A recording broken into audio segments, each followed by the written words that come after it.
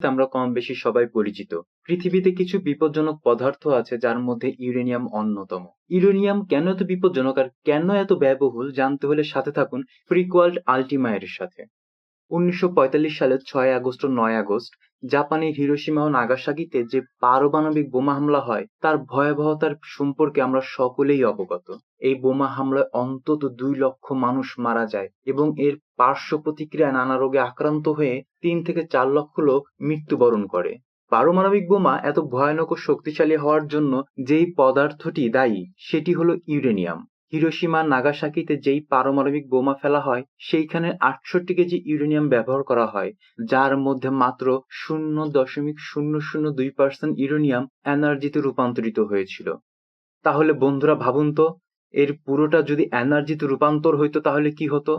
এর ভয়াবহতা আন্দাজ করলেও গা শিউরে উঠবে।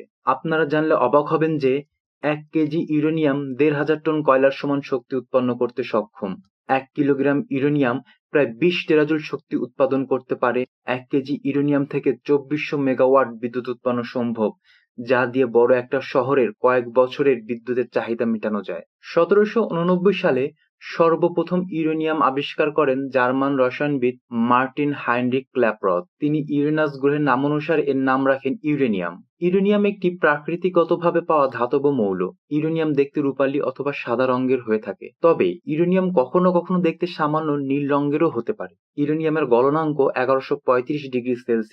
ইউরেনিয়ামের প্রতীক হলো ইউ এবং পারমাণবিক সংখ্যা ৯২। বিশেষ করে ইউরেনিয়ামের ২৩৫ আইসোটোপটি খুবই কার্যকরী, কারণ এটি পারমাণবিক বিভাজন ঘটাতে পারে, যার মাধ্যমে বিশাল পরিমাণ শক্তি উৎপন্ন হয়। ইউরেনিয়াম এতটাই ক্ষতিকারক যে এর বর্জ্য হাজার বছর পর্যন্ত তেজস্ক্রিয়তা ছড়ায়। ইউরেনিয়াম নিয়ে ভারতে অনেক বেশি গবেষণা চলছে। ভারতের যেই অঞ্চলে ইউরেনিয়ামের খনি রয়েছে সেই অঞ্চলের আশেপাশের ৫ কিলোমিটার এলাকার মানুষজন ইউরেনিয়ামের রেডিয়েশনে আক্রান্ত।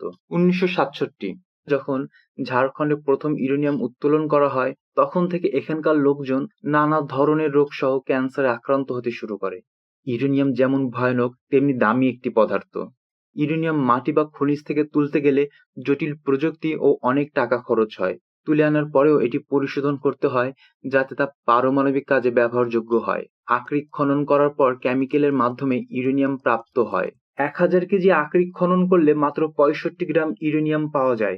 বিশ্বজুড়ে পারমাণবিক বিদ্যুৎ কেন্দ্র, চিকিৎসা, গবেষণা এমনকি অস্ত্র তৈরির জন্য ইউরেনিয়ামের চাহিদা অনেক। বিশ্বের সব জায়গায় ইউরেনিয়াম পাওয়া যায় না, এটি নির্দিষ্ট কিছু দেশে সীমিত পরিমাণে পাওয়া যায়, ফলে দাম বেড়ে যায়। এর চাহিদা যত বেশি হবে দামও তত বেশি হবে। সবচেয়ে বেশি ইউরেনিয়াম পাওয়া যায় অস্ট্রেলিয়ায়। একটি গবেষণায় জানা গেছে যে মাটির উপরে যে সকল সবজি বা ফলমূল হয় তাতেও সামান্য পরিমাণের ইউরেনিয়াম পাওয়া যায়। বন্ধুরা, এই ছিল ইউরেনিয়াম নিয়ে বানানো তোমাদের জন্য ছোট্ট একটি ভিডিও। আমার এই ভিডিওটি কেমন লাগলো কমেন্টে জানাবা। আর আমার এই চ্যানেলটি সাবস্ক্রাইব করে আরো ভিডিও বানাতে উৎসাহ দিয়ে আমার পাশে থাকবা। ধন্যবাদ।